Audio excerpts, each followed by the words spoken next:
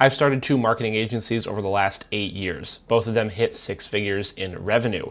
At one point, I was managing 6 employees, working with 25 different clients, and I sold the first agency. Now, I'll be honest, what I thought, running a business was going to be was completely wrong. I wasn't slightly off. I didn't learn a few things along the way. I mean, my ideas were completely dismantled and rebuilt. How I thought about clients, how I thought about pricing, how I thought about growth, even how I thought about myself as a leader. So in this video, I'm going to walk you through the top 10 things I learned from building these agencies, the things that actually changed how I run all of my future businesses. If you guys want more clients, more sales, and marketing that actually works, you should subscribe because that's what all my videos are built to help you do. So the first lesson we're going to talk about is that cheap clients cost much more than expensive ones.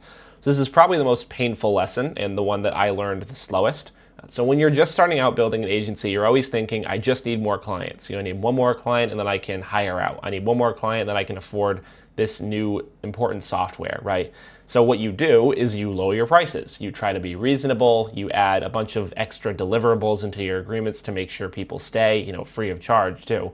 But what actually happens is that these cheap clients demand much more of you, right? They want more revisions, they need more supervision, they need calls with you specifically or your managers, they need more explanations, they need more emotional energy. And a lot of the time, they don't even see the value in the things that you're doing for them anyway. So now you're working harder for less money with clients that are much harder to satisfy.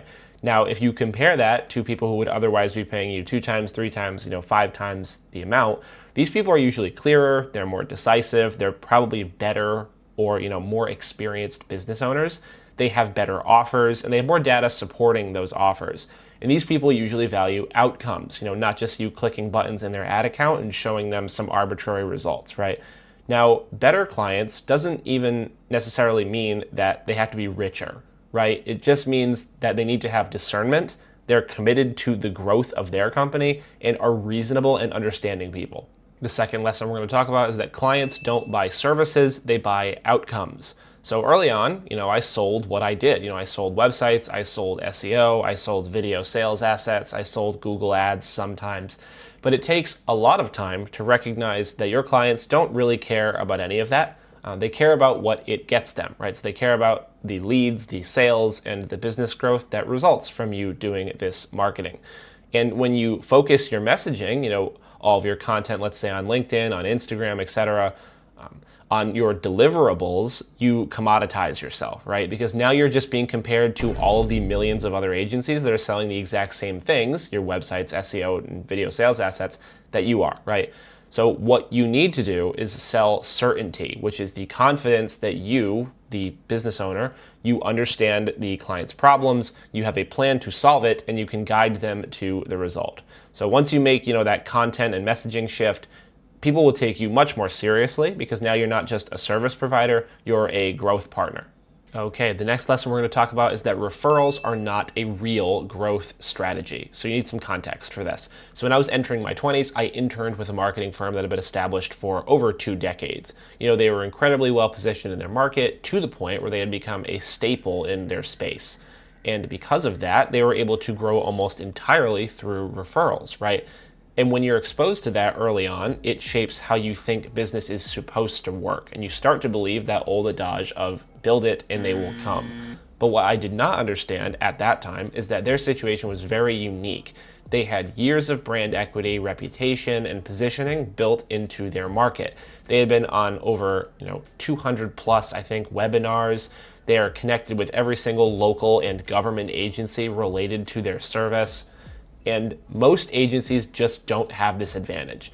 More importantly, referrals are completely unpredictable. You might do amazing work for a client. You might get them, 20 new clients a month. You might make them $20,000 in top line revenue, but you can't control how big their network is or if they decide to tell any of their colleagues about you. Now, for a long time, I had convinced myself that my business was working because I had referrals coming in, until they stopped coming in and I had no pipeline. I had no outreach system, no consistent channels for acquisition, and then I finally recognized that referrals are a bonus and they're not a major strategy. The next lesson we're going to talk about is that systems are better than talent. Now, when you're starting to scale an agency, talent feels like the most important lever that you can pull to fix or grow the business. You want the best designer, the smartest Google Ads media buyer, the smartest project manager who has 25 years of experience. But as you grow, you realize that talent absent systems creates chaos. Things will get missed, your service quality is inconsistent, and all of your clients are getting different experiences because they're working with different people on your team. Now, what I learned over time is that most people can actually perform at a pretty solid level, even if they're not these A players that everyone online says that you need on your team, as long as they're supported by clear processes. If someone knows exactly what steps to follow, what success looks like, and how their work is measured, they can probably execute most of the core tasks that you need inside of your agency. And beyond that, people will naturally improve. If you give them time, feedback, and even something as simple as paid upskilling, so courses, training, internal coaching, they will get better. They become more efficient, more confident, and more valuable to the business over time. But none of that happens without good standard operating procedures. All right, the next lesson we're going to talk about is that burnout is usually self-inflicted. So I used to think that burnout came only from working too much. And now what I will say is that it can, but most people are capable of working a lot longer than they think they are, especially if it's on something that they're very passionate about, or they're using this business to, let's say, improve the quality of their life. Most of the time, though, burnout comes from bad business structure. Taking on a bunch of the wrong clients, saying yes to every deal at every different price point, and not setting any work-life boundaries. So you end up building a business that drains all of your emotional energy, and then you just blame the workload when that's probably not the issue. Now, apart from that, how you manage your own time is another big reason that agency owners typically burn out. So in the beginning, it's very normal that you work long hours. So you might be putting in 10 to 12 hour days, 6-7 days a week, just to get things off the ground. Now that phase exists, and in a lot of cases, I think it's very necessary. But the mistake— Mark, look, I made a mistake, and I've thought about you every day since— A mistake! —is staying there. Because if your business only works when you're working, 25/8, you have just built yourself a job. So if you're taking all the sales calls, let's say you're building the websites, you're running the ads, you can't grow a large business. As you grow, you have to shift your focus towards the higher leverage activities. So making additional offers, building systems, and hiring and training the right people. Not answering every email or being involved in all the deliverables. You have to use those early long days to create something that eventually gives you leverage, not something that traps you in, these weeks of constant execution. The next lesson is really simple. You need to stop thinking like a freelancer. Freelancers think in terms of tasks. So I need to complete this project. I need to deliver this thing, right? And agency owners think in systems. So how does this get done without me? How does this scale? And how do I remove myself from insert, facet of your business? This was especially hard for me, and I think a lot of you that are watching this video, because we tend to be perfectionists, and it's really hard to let go of the reins per se and let somebody else get the job done. But you have to recognize that if you stay in this, freelancer mode of thought, you will stay stuck because everything depends on you instead of a team that can probably do things just as good as you can. Okay, the next lesson we're going to talk about is that discipline beats talent. So talent will absolutely help you start. Let's say you might be a really good salesman, or you're really crafty with advertising messaging. Let's say you were a great writer in high school, right? But discipline is what keeps you going, because most of running an agency is not very exciting. It's repetition, doing the same things over and over when you don't feel like it. Outreach when you've heard hundreds of people tell you no and to fuck off, right? Follow-ups when you're on 4 hours of sleep, fixing a bunch of problems when the rest of your team is busy on other things. Now, a good way to think about this is like going to the gym, right? So no single workout is going to change your body. You don't go once and you suddenly become a bodybuilder. But if you show up consistently, even on the days you don't feel like it, the results will compound. Business is the exact same. There's not one outreach message that builds your entire pipeline, and there isn't one procedure that fixes all of the systematic bottlenecks, right? The people that win are not always the smartest. They're the ones who show up long enough for those small actions to build into something meaningful. The next lesson we're going to talk about is the importance of perceived value. Now, I completely underestimated this building my first company. It's not about how good your service is. It's how valuable that service feels to the customer. So your positioning, your communication, and your confidence. The aesthetics of your company online matter so much more than you probably think. Two agencies could deliver the exact same result, and one will charge 3 times more just because they are perceived as a higher quality business. Let me give you, two real examples of how this might show up. So first is brand and presentation. So let's say you have one agency with a very clean and modern brand, sharp logo, fast website, and everything communicates, an air of professionalism. The copy is very clear, process makes sense, it's diagrammed out, and it feels like you're dealing with a very high-level operator. Then you have another agency that might actually do very similar work, if not the exact same, but their branding's outdated, the website feels clunky, messaging is vague, whatever it might be.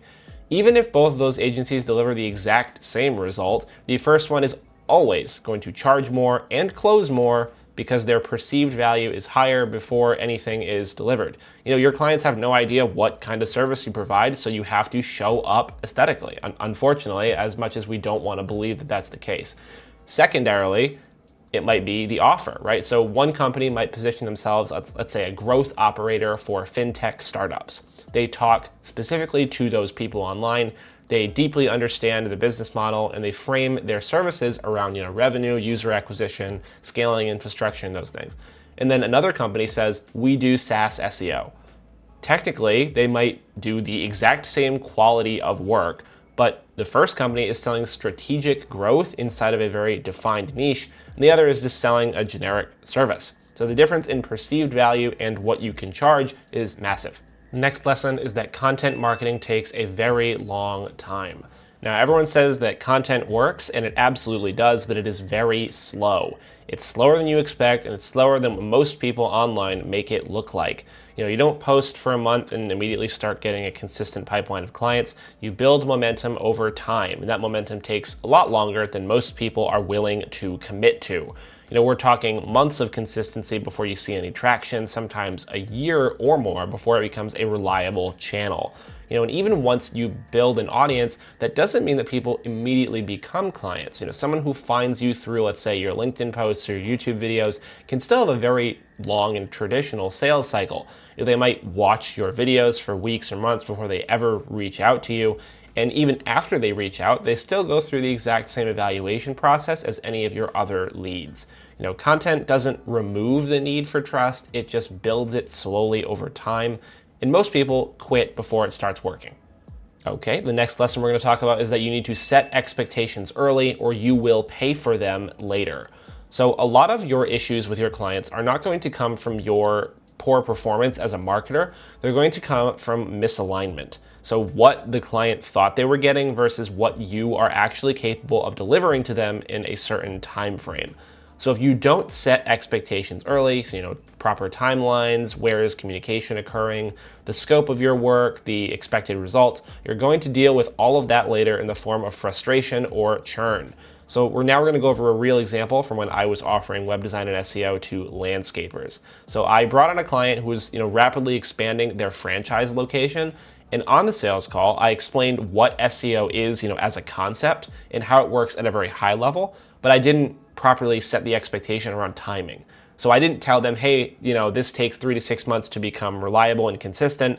I didn't explain how rankings actually build, how authority compounds, what they need to do on their end, solicit reviews, etc., or how long it takes to see, that consistent lead flow. So in the client's mind, they had signed up with me thinking they would start getting a meaningful number of calls, almost immediately. Month 1 goes by, they're not getting these 10 plus calls, they're not getting consistent lead flow they thought they were going to get. They're just, not seeing the volume of business they want. And now they're very frustrated with me. From their perspective, nothing is working. But from my perspective as the marketer, everything is on track, right? The site is live, the optimizations are in place, early signals are starting to show. The problem was just that I didn't anchor them to the reality of how SEO works before they signed up to work with me. So now instead of being patient and confident in my skills and my process, they're just questioning everything, which could have been avoided with one very clear conversation up front. Now guys, if I could go back and restart, those are the things that I would focus on immediately, not more tactics or more tools, just better fundamentals. If this helped you, you should like the video and subscribe, and let me know which one of these hit the hardest or what you've learned running your own agency.